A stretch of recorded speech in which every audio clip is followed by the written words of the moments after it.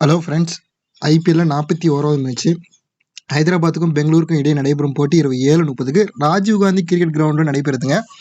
இந்த கிரவுண்டை பொறுத்த வரைக்கும் சிம்பிளாக சொல்லணும்னா பேட்டிங் பிச் தான். Average score 193 பதிவாயிருக்கு. இன்றைக்கி மேட்சுக்கான ஸ்பெஷல் டே பிளேயர்ஸ் யாருன்னு பார்த்தீங்கன்னா, ஃபஸ்ட்டு பிளேயர் வந்து யாருன்னா மார்க்ரம் தான். மார்க்ரம் வந்து 150வது T20 மேட்சுங்க. நெக்ஸ்ட் பிளேயர் வந்து அதே ஹைதராபாத் பக்கம் பேட் கமின்ஸ் தான் இருக்காரு. பேட் கமின்ஸோட 50வது ஐபிஎல் மேட்ச்சு. இதெல்லாம் வந்து நோட் பண்ணிக்கோங்க, ரொம்ப ரொம்ப பாயிண்ட்டு. அடுத்த பிளேயர்னு பார்த்தீங்கன்னா பெங்களூர் பக்கம் இருக்கக்கூடிய யாஸ் தயாலுடைய 50வது T20 மேட்ச்சு. இந்த பிளேயர்ஸை வச்சே நீங்கள் மோஸ்ட்லி டீம் அப்படியே மேக் பண்ணிட்டு போயிடலாம். அடுத்த ஆப்ஷன் நம்ம பார்க்குறப்ப பர்சன்டேஜ் வைஸாக அதிகமாக இருக்கக்கூடிய பிளேயர்ஸ் யார் யாரெல்லாம் ஃப்ளாப் ஆவாங்க அப்படின்னு சொல்லிட்டு பார்க்கலாம். ஃபஸ்ட்டு ஃபேண்டசி டாபிக்ஸ்னு பார்க்கலாம். ஆர்சி பக்கம் கோலி இருக்காரு. சன்ரைசர்ஸ் பக்கம் ஹென்ரி கிளாசன் இருக்காரு. ஹென்ரி கிளாசன் வந்து மஸ்ட்டாக பிக் பண்ணிக்காங்க இந்த மேட்ச்சுக்கு. ஏன்னா நம்ம கான்செப்ட் படி பார்த்தீங்கன்னா ஹை பர்சன்டேஜில் இருக்கக்கூடிய 3 மேட்ச்லுமே ஃப்ளாப் ஆகிருக்காங்க. எஸ்டர்டே நேற்று மேட்ச் கூட சுமன் கில் வந்து ஹைப்புக்கு தான் நான் ரொம்ப எதிர்பார்த்தேன். சுமன் கில் நல்லா பெரிய கூட்டமாக அடிச்சுட்டு போயிட்டான். பார்த்துக்கலாம். இந்த மேட்சை பொறுத்த வரைக்கும் ஹென்ரி கிளாசன் பிக் பண்ணிக்காங்க.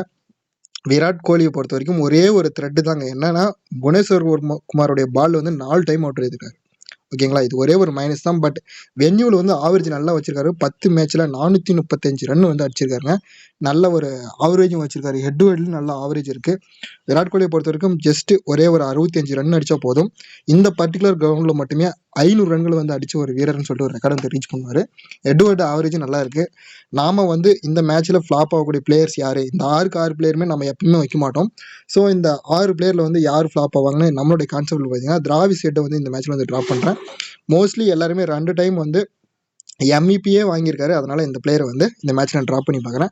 அடுத்து யார் மேலே ரிஸ்க் எடுக்க போகிறேன்னா யார் மேலே ரிஸ்க் எடுக்க போகிறதில்ல. எல்லாருமே வந்து ஆவரேஜ் ஹெட் வேர்ட்லையும் சரி வென்யூலையும் சரி நல்ல ஆவரேஜ் இருக்குது. அதனால் 5 என்ற பேட்டனோட நான் இன்னைக்கு கொண்டு போகிறேன் இந்த மேட்ச்சில். ஏன்னா 4 என்ற பேட்டன் வந்து 2 மேட்சாக வந்து கிளிக் ஆயிடுச்சு. அதனால் இந்த மேட்சை பொறுத்த வரைக்கும் நான் 5 பிளேயருமே சேம் அப்படியே வச்சுட்டு கொண்டு போகிறேன். மேபி வேறு ஏதாச்சும் ஒரு பிளேயர் வந்து ஃப்ளாப் ஆவாங்க அப்படின்னு தோணுச்சுன்னா நீங்கள் வந்து கமெண்ட் சொல்லிட்டு போங்க. இந்த மேட்சை பொறுத்த வரைக்கும் நான் திராவிட் சேட்டை ட்ராப் பண்ணிடுறேன்.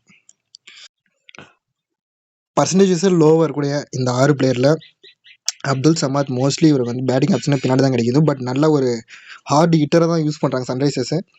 அடுத்த பிளேயர்னு பார்த்தீங்கன்னா லோம்ரார். இவரை வந்து நான் ட்ராப் பண்ண தான் போகிறேன்.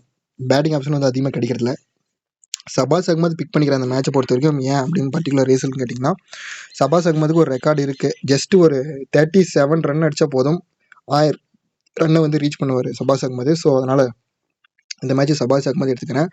விராட் கோலி வந்து சேஃபாக தான் வச்சிருக்கேன். மேபி ஒரு டீமில் வச்சு கேப்டனாக ட்ரை பண்ணி பார்க்குறேன். இன்னொரு டீமில் வந்து அதே விராட் கோலியை கட் பண்ணிவிட்டு பூவியை வந்து பிக் பண்ணி பார்க்குறேன். சிராஜை பொறுத்த வரைக்கும் இந்த ஓடிஐ மேட்சஸில் மோஸ்ட்லி திராவிட் சேட்டை வந்து அவுட் எடுத்திருக்காரு ஓடிஐ மேட்சஸில். பட் T20 மேட்சஸில் வந்து விக்கெட் கிடைக்கல. ஓவராலாக சிராஜை பொறுத்த வரைக்கும் T20ஸில் மட்டுமே 148 விக்கெட்ஸ் எடுத்திருக்காரு. 2 விக்கெட் தேவைப்படுதுங்க 150 விக்கெட்டுக்கு. மேபி சிராஜை வந்து ட்ரை பண்ணி பாருங்கள். இந்த 3 பிளேயரில் ஒரு 2 பிளேயர் ட்ரை பண்ணி பார்க்குறது ஒரு பெட்டர் ஆப்ஷனாக இருக்கும். அப்புறம் லாஸ்ட்டாக விளையாடின மேட்ச்சில் இந்த 2 டீம்லையுமே திராவிட் சேட்டும் 50 போட்டிருந்தாரு. சபாஸ் அகமது 50க்கு மேலே ரன் அடிச்சிருந்தாரு. ஆர்சி பக்கம் வில் ஜாக்ஸும் 50க்கு மேலே ரன் அடிச்சிருந்தாரு. ரஜித் படித்தாரும் அதே போல் சேம் 50க்கு மேலே ரன் அடிச்சிருந்தாரு. ஸோ இந்த 4 பிளேயருமே மஸ்ட்டாக உங்கள் டீமுள்ள வைக்காதீங்க. ஏன்னா கண்டிப்பாக அந்த 4 பிளேயரில் ஒரு 2 பேர் வருவதற்கான வாய்ப்புகள் அதிகமாக இருக்குது. நான் வந்து திராவிட் சேட்டை ட்ராப் பண்ணுறதுனால சபாஸ் அகமது எடுத்துக்கிறேன்.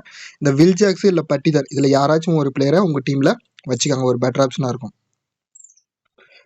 அடுத்து பர்சன்டேஜ் வைஸாக அதிகமாக இருக்கக்கூடிய இந்த 11 பிளேயரில் என்னோட ஆப்ஷனில் வந்து நான் யாரை பிக் பண்ணுறேன் யாரை ட்ராப் பண்ணுறேன் அப்படின்னு சொல்லிட்டுன்றதை நான் மென்ஷன் பண்ணிக்கிறேன். ஃபஸ்ட்டு நான் திராவிட் சேட்டை ட்ராப் பண்ணுறதுனால மோஸ்ட்லி கேப்டன் வைஸ் கேப்டன் 2 பேருமே ட்ராப் பண்ணது அது ஹெவி ரிஸ்க் ஆயிரும். அதனால் நான் வந்து கோலியை பிக் பண்ணிக்கிறேன். அடுத்த பிளேயர்னு பார்த்தீங்கன்னா பர்சன்டேஜ் வைஸாக அதிகமாக இருக்கக்கூடிய அந்த ஃபேண்டசி டாபிக்ஸில் 3 மேட்சும் ஃப்ளாப் ஆகுது. அதனால் இந்த மேட்ச் கிளிக் ஆகுன்றதுனால விக்கெட் கீப்பிங் ஆப்ஷனில் வந்து கிளாஸ்ன்னு எடுத்துக்கிறேன். தினேஷ் கார்த்திக் வந்து ட்ராப் பண்ணிக்கிறேன். அடுத்த பிளேயர்னு பார்க்குறப்ப அபிஷேக் சர்மாவை எடுத்துக்கிறேன். ஏன்னா 2 ஓப்பனிங்லையுமே அவுட் ஆகுன்றது கொஞ்சம் வாய்ப்பு கம்மி தான். அதனால் அபிஷேக் சர்மாவை பிக் பண்ணிக்கிறேன். லாஸ்ட்டாக விளையாடின ஆர்சிபி மேட்ச்சில் கோலியும் 18 ரனில் அவுட் ஆகிட்டார். டூப்ளசி 7 ரனில் அவுட் ஆகிட்டார். அதனால் இந்த மேட்ச்சு 2 ஓப்பனிங்குமே நிற்குன்றதுனால நான் டூப்ளசி எடுத்துக்கிறேன். பேட் கமின்ஸ் வந்து கம்பல்சரி 4 ஓவர் போட்டுறாரு. 50வது ஐபிஎல் மேட்ச் பேட் கமின்ஸை பொறுத்த வரைக்கும். ஸோ அதனால் பேட் கமின்ஸை வந்து பிக் பண்ணிக்கிறேன். பவுலிங் ஆப்ஷனில் நட்ராஜன் வந்து நான் ட்ராப் பண்ணிக்கிறேன் இந்த மேட்ச்சுக்கு. ஏன் அப்படின்னு பார்த்தீங்கன்னா, நம்ம மோஸ்ட்லி டெத் ஓவர்ஸ் வந்து நட்ராஜன் பவுல் பண்ணால் கூட எனக்கு வந்து இந்த மேட்ச்சில் நட்ராஜன் வந்து ட்ராப் பண்ணி பார்க்கணும்னு ஒரு இது, அதனால் ட்ராப் பண்ணிடுறேன். அடுத்து ஆல்ரவுண்ட் ஆப்ஷனை பொறுத்த வரைக்கும் இந்த மேட்ச்சில் மார்க்ரம் வந்து ஒரு பெட்டர் ஆப்ஷனாக இருப்பார். ஏன்னா 150வது T20 நம்ம டாப் ஆர்டரில் வந்து டிராவிஸ் கட் பண்ணுறதுனால மிடில் ஆர்டர் விளையாடணும். அப்போ மார்க்ரம் தான் வந்து 1 டவுன் வருவார். ஸோ மார்க்ரம் வந்து இந்த மேட்ச் பிக் பண்ணிக்கிறேன். ரெக்கார்டும் ஒரு ரெக்கார்டு இருக்குது மார்க்ரம் பொறுத்த வரைக்கும். ஜஸ்ட்டு ஒரு 65 ரன் அடித்தா போதும் மார்க்ரம் வந்து 1000 ரன்களை வந்து அவரோட ஐபிஎல் கடையில் ரீச் பண்ணுவார். அதே போல் இந்த சீசனில் சன்ரைசர்ஸ் ஹைதராபாத்துக்கும் மேன் ஆஃப் த மேட்ச் வாங்கக்கூடிய பிளேயர்ஸ் எல்லாருக்குமே வந்து ஒரு நல்ல ஒரு தங்க செயின் போடுறாங்க. அதே போல் இந்த சீசனில் யார் அதெல்லாம் வாங்கியிருக்காங்கன்னு பார்த்தீங்கன்னா, Travis Head, Abhishek Sharma, Klaasen, Natarajan எல்லாம் வாங்கிட்டாங்க. இந்த 2 பிளேயர் வந்து யாரும் இன்னும் வாங்காமல் இருக்காங்க.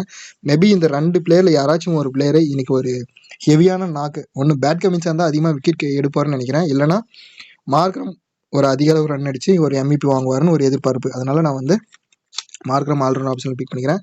கேமரான் கிரீன் வந்து ஹெட் டு ஹெட் ஆவரேஜ் நல்லா இருக்குது, அதனால் கேமரான் கிரீன் எடுத்துக்கிறேன். வில்ஜாக்ஸ் வேணும்னா நீங்கள் எடுத்துக்காங்க, நல்ல பிளேயர் தான். நான் ஆல்ரெடி மென்ஷன் பண்ணியிருக்கேன், பட்டிதாரும் வந்து லாஸ்ட் மேட்ச்சில் 50 ரன்னு, வில்ஜாக்ஸும் வந்து 50 ரன் அடிச்சிருக்காங்க. இந்த 2 பிளேயரில் யாராச்சும் ஒரு பிளேயரை வந்து கொண்டு போங்க.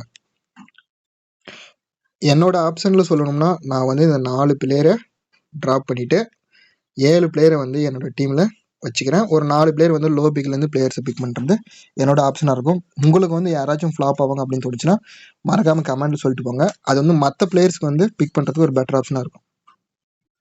இந்த பர்டிகுலர் கிரவுண்டில் மட்டுமே அதிகமான விக்கெட் யாராவது விழுந்திருக்குன்னு பார்க்கலாம். புவனேஸ்வர் குமாரை பொறுத்த வரைக்கும் 15 மேட்ச்சில் 43 விக்கெட் எடுத்திருக்காரு. 45 மேட்ச்சில் 43 விக்கெட் எடுத்திருக்காரு. அடுத்த பிளேயர்னு பார்க்குறப்போ நட்ராஜன் 3 மேட்ச்சில் 7 விக்கெட் எடுத்திருக்காரு. அடுத்த பிளேயர்னு பார்க்குறப்போ சிராஜ் 6 மேட்ச்சில் 8 விக்கெட் எடுத்திருக்காரு.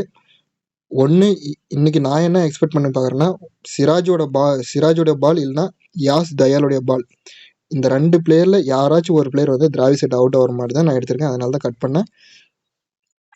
மேபி உங்களுடைய ஒப்பீனியனில் மறுபடியும் அதே டிராவிஸ் ஹெட் வந்து அதிகமான ரன் அடிப்பார் அப்படின்னு நீங்கள் எதிர்பார்த்தீங்கன்னா கம்பல்சரி உங்கள் டீமில் நீங்கள் வச்சுருந்தீங்கன்னா கேப்டனாகவே ட்ரை பண்ணிக்கோங்க. ஒரு 2920 ரன் அடிச்சிருக்காரு ஓவரால் T20ஸில். ஜஸ்ட் ஒரு 80 ரன் அடித்தா போதும் 3000 ரன் ரீச் பண்ணுவார்.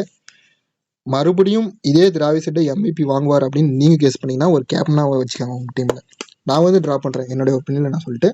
அபிஷேக் சர்மாவை பொறுத்த வரைக்கும் அவருடைய ஓவரால் T20ஸில் 2444 ரன் அடிச்சிருக்காருங்க. ஜஸ்ட்டு 56 ரன் அடித்தா போதும் 2500 ரன் வந்து ரீச் பண்ணுவார். இந்த மேட்ச்சுக்கு ஒரு பெட்டர் ஆப்ஷனாக இருக்கக்கூடிய பிளேயர்ஸ் யாருன்னா, நீங்கள் ஒரு பவுலர்ஸை பேஸ் பண்ணி கேப்டன் வைஸ் கேப்டன் ட்ரை பண்ணுறத விட மோஸ்ட்லி பேட்டர்ஸ் இல்லை ஆல்ரவுண்டர்ஸ்னு போகிறது ஒரு பெட்டர் ஆப்ஷனாக இருக்கும். பவுலிங்கில் ஒரே ஒரு பிளேயருக்கு வந்து கேப்டனாக ட்ரை பண்ணோம்னா பேட் கமிங்ஸை வேணுன்னா ஒரு ரிஸ்க்காக கேப்டனாக ட்ரை பண்ணி பாருங்கள். வீடியோ பற்றிய கருத்துக்களை மறக்காமல் கமெண்ட் சொல்லிட்டு போங்க. தேங்க்ஸ் ஃபார் வாட்சிங்.